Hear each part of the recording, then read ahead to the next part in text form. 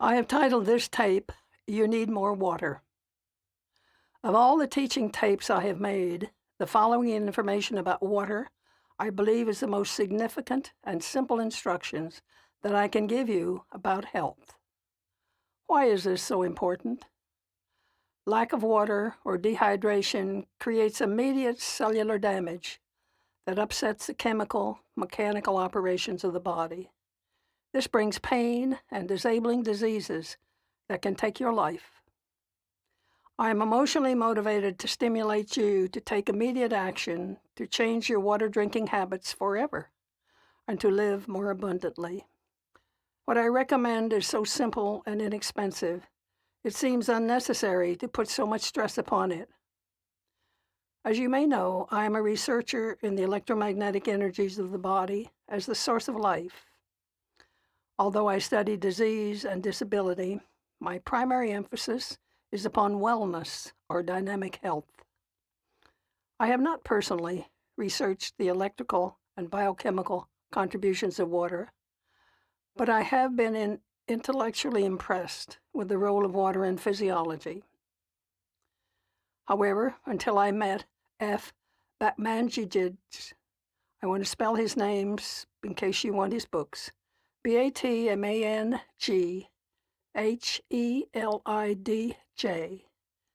an MD, the world's research authority on water, at an international invitation water conference. I was not personally motivated to review my water maintenance habits. He and I immediately established a relationship, knowing that we will research together in the future. He gave me his new book, just off the press, You're Not Sick, You're Thirsty, a Warner Book 2003. I have read his other two books and thought this would be the same. Although the information is similar, the personal impact is far greater. He related hundreds of testimonials about how a regime to maintain water levels cured major diseases, disabilities, and are paramount in our society. Many of these testimonials were doctors' reports about themselves. Others were documented with long-term histories of medical and surgical treatments from world-famous clinics, institutes, and medical authorities. With water maintenance, all symptoms and disease disappeared. Although I am in my 88th year, I'm healthy, very energetic for my age. As I read, I surveyed my own medical history. The biochemical changes, symptoms enumerated in acute cases, I had had off and on in minor states. Situation was not perfect. I wondered if times of dehydration was the source. So 6 months ago, I carefully and meticulously started on a routine recommended by Batman, that's his nickname. The results have been profound. The minor aches, complaints of aging are gone. My physician, a homeopathic medical doctor, and my nutritionist, who use deep diagnostic tests, are thrilled. From my enthusiasm, all of my friends are on the water maintenance routine and call regularly about its great effects. None were seriously injured before, but now their level of wellness has expanded. Most of the following information comes from Dr. Batman's 3 books, with my added clinical findings. But because most of you will not have the time to read them, I have abstracted, consolidated, and clarified information to impact you now and get you moving. Follow me as I explore the facts. Most people interested in improving their health know that adequate water is a must. But most of us just drink when we're thirsty, and we really don't know how much water we consume. Yet research shows that most people are dehydrated throughout adult life, even as pre- and post-adolescence, and it gets worse with age. Our formal education about water was limited because in the last century, biology and medicine were concerned about detailed chemistry the minute fluctuations of solid matter of the body. Actually, the largest amount of an entire body is water, and without water's adequate supply, none of the intricate chemical reactions necessary for life can occur. Water is the body's solvent, which circulates to every cell, carrying all nutrients, oxygen, enzymes, and hormones, making possible every function. Furthermore, when water breaks up into oxygen and hydrogen, it releases electrical energy, which acts like an electrical nutrient. It is hydroelectric energy beyond metabolic energy. Different organs and systems have different water needs. Those with the highest priority for living have the greatest share of water. First, the brain and nervous system, next, the lungs and heart, next, the stomach and intestines, and last, the muscles, joints, and tendons. This is very important information to remember. Here are some of the major facts. While the body is entirely dependent on water for its complicated functions, it has never developed a water storage system like it stores fat. Water must be supplied to the body before its major needs. Second, we have a marvelous method of shunting water to where it is most needed. Like opening and closing locks in a river flood control system, when organs and tissues become active, such as muscles in exercise or stomach after eating, the nervous system releases histamine, which compresses the water pathways in other parts of the body and dilates where needed. This works beautifully when the body has an adequate supply of water. But when it's dehydrated, first the muscles suffer with spasms and tension and neuritis. If there is still an inadequate water, the gastrointestinal suffers with poor digestion, belching, heartburn, and the intestines become clogged. We become constipated because the body tries to withdraw all of the water from the stool to preserve water. Next, with longer-term dehydration, the lungs and heart cells become water inadequate. Here the blood pressure goes up with increasing narrowing of the blood bed, and the lungs become inflamed, creating mucus to hold back the water. And last, when hydration is extensive and prolonged, the nervous system and brain cells can no longer function, causing such debilities as Bell's palsy, muscular and sensory disturbances, and paralysis from destruction of nerve and brain cells.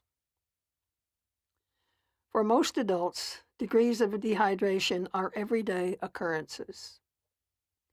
Let's look at what happens in dehydration. Water is temporarily stored in two places. First, inside the cell, where it assists in the manufacture of enzymes and hormones, which create the chemicals for cell functioning. And secondarily, in a fluid pool outside the cells or in the lymphatic fluid, which oozes when you break your skin. When cells are called to do their specific work, for example, in muscles, stomach, lungs, or heart, they first use the water inside the cell. When this is used, they have a ready supply in the lymph fluid outside the cell, which rapidly enters the cell so it can continue normal work. If there is an inadequate cellular water, the body shuts down the water system somewhere else. If this lack of water continues, cells poison themselves, become toxic, sick, and eventually die. This is the real source of disease and disability. You ask, how much water do we need regularly each day, and when do we need it? Dr. Batman states, 54 cubic centimeters a day is minimal for adults, or half of the body weight in ounces. Water requirements for an average 128-pound adult would be 8 8-ounce glasses per day. This, of course, goes up with larger, young, active people. Not just the quantity, but it is important to take water before you need it, not just after you have exercised, perspired, or eaten. I have found with myself and others of my friends and clients that the pattern recommended by Dr. Batman is excellent. The formula is thus: take 16 ounces of water 30 minutes before each meal. This prepares the stomach and the intestines to efficiently release the chemicals for diagnosis and assimilation. Do not drink with a meal, which causes the food to be more dissolved but not digested. The water needs must come from the digestive cells and enzymes. Take 8 ounces of water mid-meals to keep up intercellular supply. Take 8 ounces of water before exercise or known stress routines, such as continuous long work, driving, writing, shopping. Drink when thirsty, but not at meal times. Many of us believe we take lots of water because we drink coffee, tea, juices, sodas, soft drinks, or even long alcoholic drinks. Research has shown that each of these fluids is concentrated and draws out of the body for digestion more water than it puts in. For every 8-ounce glass of these fluids, your body gets rid of 12 ounces of water to process it. These become habits when your body is thirsty. Drink a glass of water, and in a short time you will forget that you didn't have your stimulus shot. I believe that drinking these fluids in place of plain water is the source of our major dehydration problems in this culture. It seems that as we become adults, we lose the urge of thirst and either think we are hungry and eat or use tasty drinks that we enjoy more than water. This is where we start our downhill route to illness and medical complaints. We hear the publicity that this or that tea is good for us for its herbal value. Let me assure you that the good does not overcome the bad effects of hydration. And of course, the stronger the tea, the more disastrous. Concentrated juices like orange, citrus, and cranberry have the same dehydrating effects. If you insist on drinking orange juice rather than eating an orange, dilute it considerably. We have been told to eliminate salt from our diet to protect our vascular system. Actually, we're learning that this is incorrect. Salt is needed to hold intercellular water in place for the cell's stress needs. Batman recommends 1/2 teaspoon per day of salt when we eat natural, unsalted foods. Without salt, the water is not held in between cells. The prior rationale behind no salt was the belief that salt caused high blood pressure. Now we know that the lack of water causes the vascular system to tighten and put water under more pressure, so it will go rapidly to active areas. A decrease in extra salt may temporarily and slightly lower blood pressure, but it does not eliminate high blood pressure. Increased hydration cures most hypertensions. I ask, are you water deficient? Check these symptoms. Do you have fatigue in the morning, not after strenuous activity, or sleep disorders, with cravings of soda, alcohol, or sweets? Do you have constipation, allergies, hypertension, asthma, diabetes? Do you have pain in muscles and joints, back and neck, migraine headaches, fibromyalgia, colitis, heartburn, gas, neuritis, phlebitis, indigestion, or the complications of obesity, hemorrhoids, arterial disease, Parkinson's, Alzheimer's, and cancer. We adults who have good medical supervision and periodic laboratory tests hear doctors tell us about our chemical over or underproduction. Check these with what you know about yourself. These are made active or passive by the body's fluid system.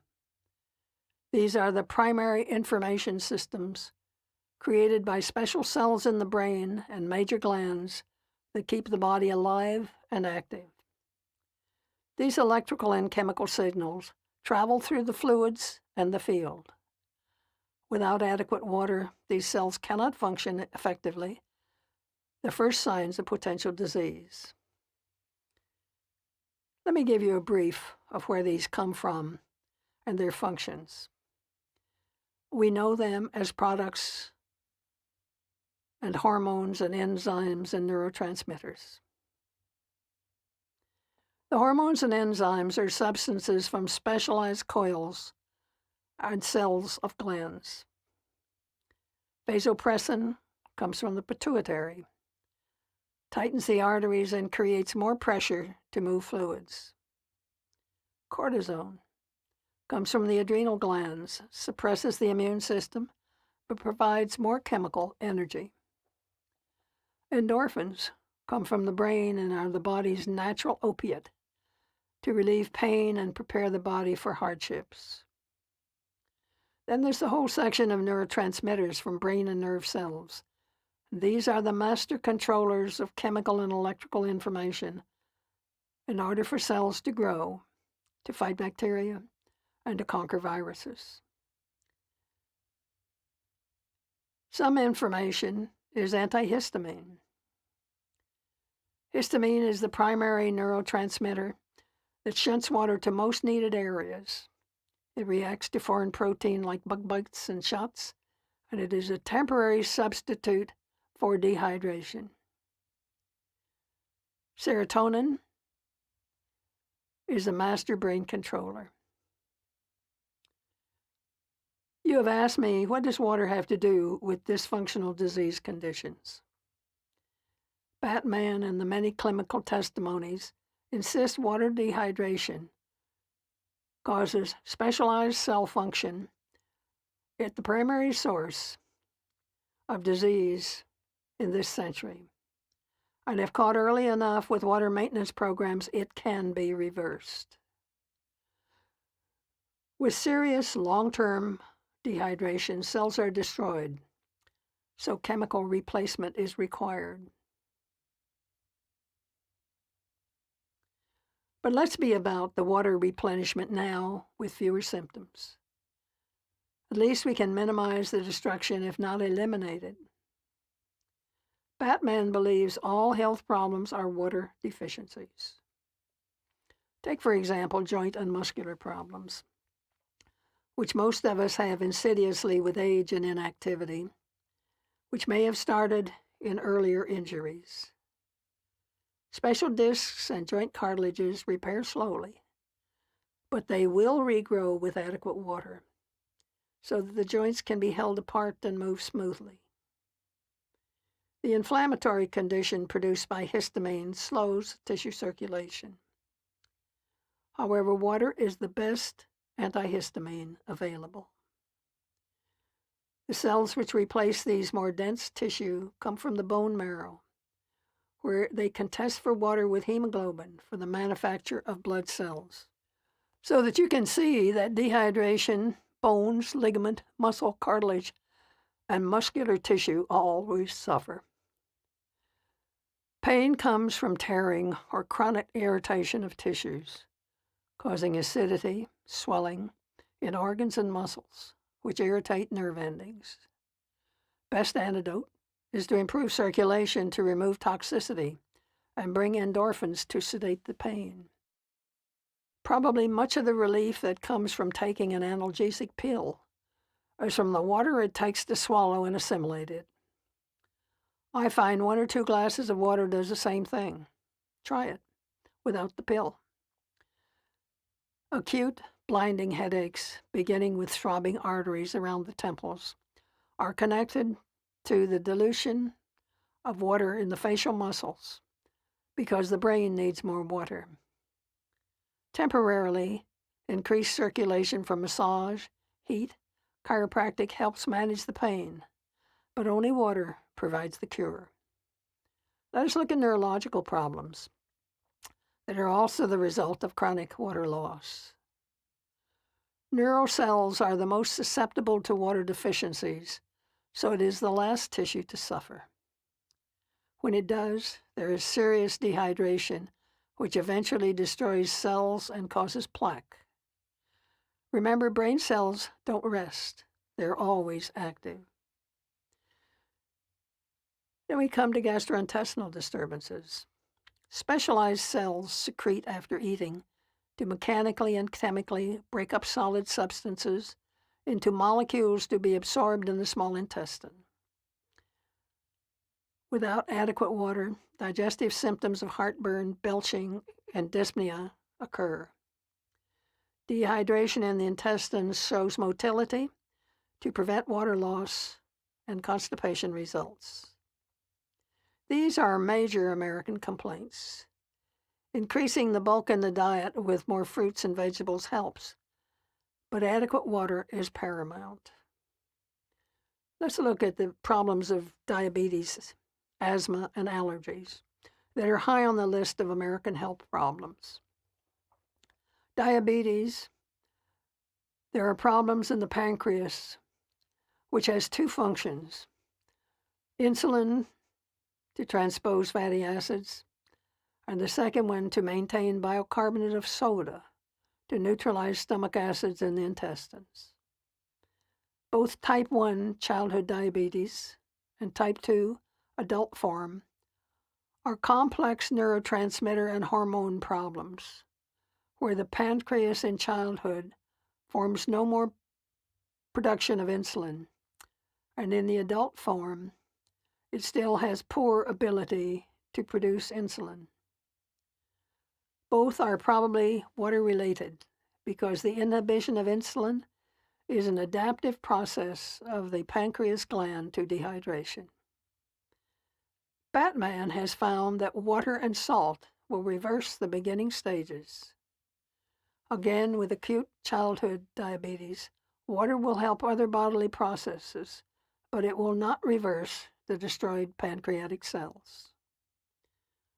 Look at asthma and allergies. That are the result of the body's adaptive changes to protect an inadequate water supply.